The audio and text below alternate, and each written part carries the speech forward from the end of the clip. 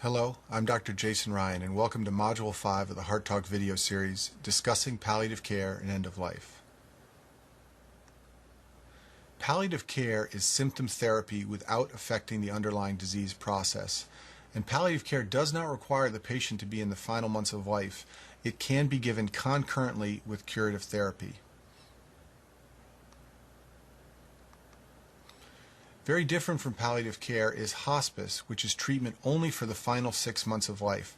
This does include palliation, but it also includes end-of-life care for patients and family and increased services and support. If you're going to start the conversation with your patients about palliative care, hospice, or end-of-life, it's very important to always check with the doctor first.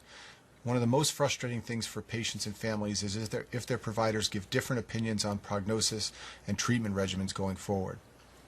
Also, don't assume that your patients who may be at the end of life know that they're near the end of life. Many patients at or near end of life are never told their condition may lead to death in the near future.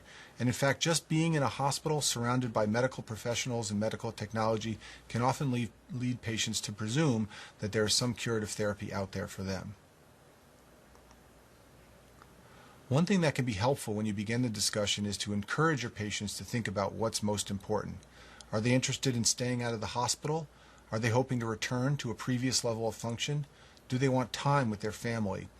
Thinking about what's most important can help you identify goals of care for your patients. There are some practical considerations when you're talking about end-of-life, palliative care, or hospice. Who will make decisions if a patient can't speak for themselves? What are their feelings about life support, mechanical ventilation, breathing tubes, and things like this? If you can identify these things ahead of time, it can be very helpful if patients find themselves in a situation where they're critically ill.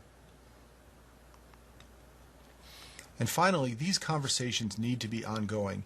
The topic of palliative care and hospice care is very broad and beyond the scope of this video series, but there are many, many resources out there.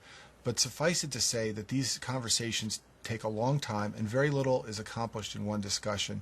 It's often a process as patients and families begin to understand how well they are doing and where they are headed with their care. And lastly, this is a situation where a social work evaluation can be helpful, and your individual institution may have resources that can help patients and families. Thank you very much.